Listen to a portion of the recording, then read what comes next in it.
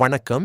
December 13, 2025 அன்று தமிழ்நாட்டில் நடந்த முக்கியமான தலைப்புச் செய்திகளை அரசியல், சட்டம் ஒழுங்கு, கலாச்சாரம் மற்றும் பொருளாதார நிகழ்வுகளை தொகுத்து வழங்குகிறோம்.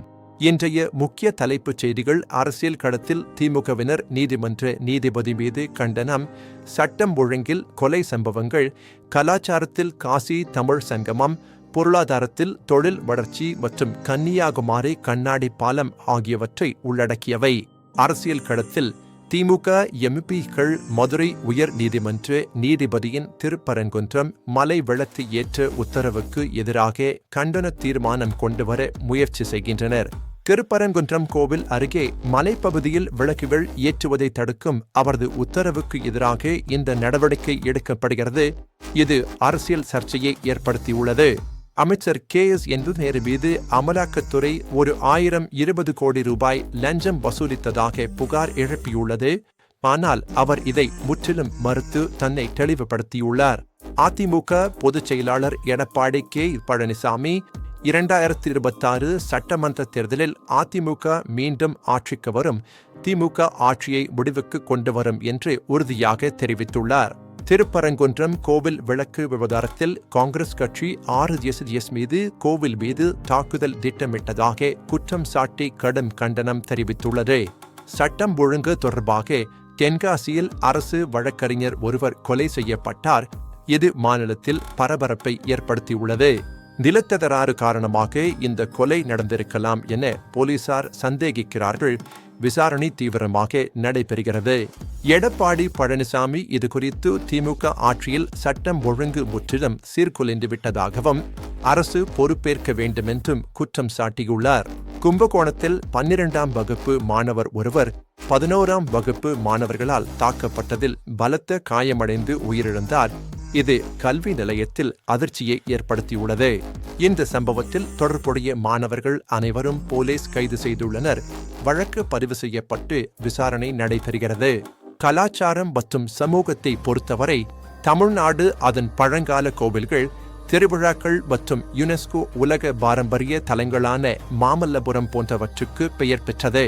காசி தமிழ் சங்கமம் திட்டத்தின் கீழ் தமிழ்நாட்டிலிருந்து வந்த பிரதிநிதிகள் காசியின் கோவில்கள், பாரம்பரியம் மற்றும் மகாகவி சுப்பிரமணிய பாரதியின் இல்லத்தை ஆராய்ந்து கலாச்சார பரிமாற்றத்தை மேற்கொண்டனர்.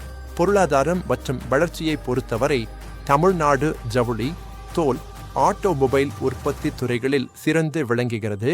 இது மாநிலத்தின் பொருளாதார வலிமையை வெளிப்படுத்துகிறது. மாநிலம் முழுவதும் தொழில்துறை வளர்ச்சியை ஊக்குவித்து நகரங்களுக்கு இடம்பெயர்வதை தடுத்து உள்ளூர் வேலைவாய்ப்புகளை உருவாக்க முயற்சிக்கிறது. கன்னியாகுமரியில் இந்தியாவின் முதல் கண்ணாடி பாலம் திறக்கப்பட்டு சுற்றுலா பயணிகளை அதிக அளவில் கவர்ந்து வருகிறது. அழகிய கடல் பின்னணியுடன் இந்த பாலம் உள்ளூர் சுற்றுலா, வணிகங்கள் மற்றும் சிறு தொழில்களுக்கு பெரும் ஊக்கமளித்து பொருளாதார வளர்ச்சியை ஏற்படுத்தியுள்ளது. காவிரி நீர் தகராறு குறித்து கர்நாடகா வேண்டுமென்றே தமிழ்நாட்டிற்கு காவிரி நீரை விடாமல் தடுக்கிறதாக எடப்பாடி பழனிசாமி கடும் குற்றம் சாட்டியுள்ளார். சென்னை காவல்துறையினர் ஆன்லைன் முதலீட்டு மோசடி வழக்கில் சிலரை கைது செய்துள்ளனர். பல கோடி ரூபாய் மோசடியில் ஈடுபட்டவர்கள் என தெரிகிறது. டிஜிசிஏ இண்டிகோ விமான நிறுவனத்தின் விமான சேவை குறைபாடுகள், தாமதங்கள் குறித்து விரிவான விசாரணை நடத்தி வருகிறது. மேலும் விமான செயல்பாட்டு ஆய்வாளர்களை பணிநீக்கம் செய்து கடுமையான நடவடிக்கைகளை எடுத்துள்ளது. நில அபகரிப்பு விவகாரங்கள் தமிழ்நாட்டில் தொடர்ந்து செய்திகளில் முக்கிய இடம் பிடித்து பொதுமக்கள் கவலையை ஏற்படுத்தி வருகின்றன. அரசியல் குழப்பங்கள் தமிழ்நாட்டின் அரசியல் களத்தில் திமுக, அதிமுக இடையேயான மோதல்களுடன் தொடர்ந்து நீடிக்கின்றன. விவசாயிகளின் போராட்டங்கள், காவிரி நீர் விலை உயர்வு போன்ற கோரிக்கைகளுக்காக பல்வேறு பகுதிகளில் தொடர்ந்து நடைபெற்று வருகின்றன. பெட்ரோல், டீசல் விலை உயர்வு தொடர்ந்து பொதுமக்களிடையே பெரும் கவலையையும் அன்றாட வாழ்க்கை செலவு அதிகரிப்பையும் ஏற்படுத்தியுள்ளது. இன்றைய முக்கிய செய்திகளை மீண்டும் ஒருமுறை சுருக்கமாக பார்த்து முக்கிய அம்சங்களை நினைவு கூர்வோம். திமுக எம்பிக்களின் கண்டன தீர்மானம். அமைச்சர் நேரு மீதான 1020 கோடி லஞ்ச புகார், அதிமுகவின் 2026 தேர்தல் உறுதிமொழி ஆகியவை அரசியல் செய்திகளின் தொகுப்பு.